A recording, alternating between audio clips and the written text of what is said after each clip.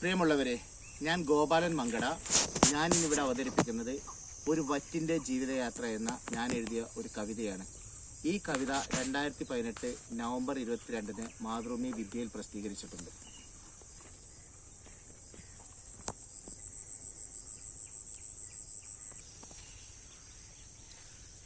കതിരിടും നേരത്ത് പതിരായി പോയില്ല, കതിർക്കനം വെച്ചപ്പോൾ കിളിതിന്നും പോയില്ല. കതിരിടും നേരത്ത് പതിരായി പോയില്ല, കതിർക്കനം വെച്ചപ്പോൾ കിളിതിന്നും പോയില്ല. ഇളങ്കാറ്റടിച്ചപ്പോൾ ഞെട്ടറ്റ് വീണില്ല, ചാഞ്ചാടും നേരത്തോ ചാഴി പിടിച്ചില്ല. ഇളങ്കാറ്റടിച്ചപ്പോൾ ഞെട്ടറ്റ് വീണില്ല, ചാഞ്ചാടും നേരത്തോ ചാഴി പിടിച്ചില്ല.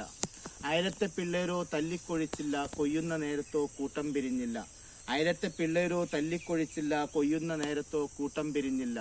കറ്റ കെട്ടിയിടുമ്പോൾ കയറിൽ കുരുങ്ങിയില്ല, കറ്റാമെതിക്കും കരിങ്കല്ലിനുള്ളിലെ പൊത്തിലും പറ്റി പിടിച്ചു കിടന്നില്ല.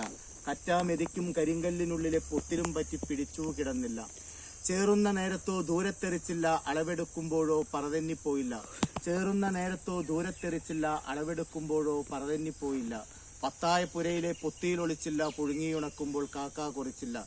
പത്തായ പുരയിലെ പൊത്തിയിലൊളിച്ചില്ല, പുഴുങ്ങിയുണക്കുമ്പോൾ കാക്ക കുറിച്ചില്ല. കുത്തുന്ന നേരത്തോ മില്ലിൽ കുരുങ്ങിയില്ല, ചാക്കിൽ നിറക്കുമ്പോൾ ചാടി മറഞ്ഞില്ല. വാഹനയാത്രയിൽ വഴിയിലോ വീടില്ല. പല പല ധാന്യപ്പുരകൾ കയറി ഞാൻ നാട്ടിലെ റേഷൻ കടയിലും വന്നെത്തി. പല പല ധാന്യപ്പുരകൾ കയറി ഞാൻ നാട്ടിലെ റേഷൻ കടയിലും വന്നെത്തി. അവിടത്തെ എലിയെന്നെ തിന്നൂ മുടിച്ചില്ല, കടയിലെ തറയിൽ ചവിട്ടിയരച്ചില്ല. അവിടത്തെ എലിയെന്നെ തിന്നൂ മുടിച്ചില്ല, കടയിലെ തറയിൽ ചവിട്ടിയരച്ചില്ല. വീട്ടുകാരൻ വന്ന് തൂക്കിയെടുക്കുമ്പോൾ ഒട്ടും മടിക്കാതെ സഞ്ചിയിൽ കയറി ഞാൻ. വീട്ടുകാരൻ വന്ന് തൂക്കിയെടുക്കുമ്പോൾ ഒട്ടും മടിക്കാതെ സഞ്ചിയിൽ കയറി ഞാൻ. വീട്ടമ്മ എന്നെ കഴുകിയ നേരത്തും പാത്രത്തിൽ നിന്നും തെറിച്ചുപോയില്ല ഞാൻ. വീട്ടമ്മ എന്നെ കഴുകിയ നേരത്തും പാത്രത്തിൽ നിന്നും തെറിച്ചുപോയില്ല ഞാൻ.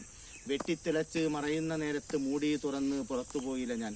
വെട്ടിത്തിളച്ച് മറയുന്ന നേരത്ത് മൂടി തുറന്ന് പുറത്തുപോയില്ല ഞാൻ.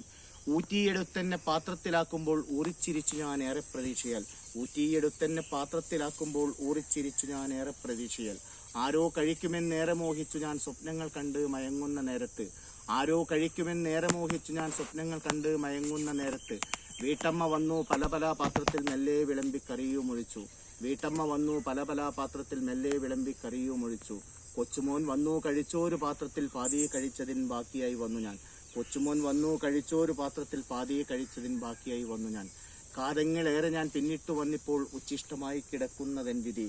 കാതങ്ങളേറെ ഞാൻ പിന്നിട്ടു വന്നിപ്പോൾ ഉച്ഛിഷ്ടമായി കിടക്കുന്നതെൻ വിധി.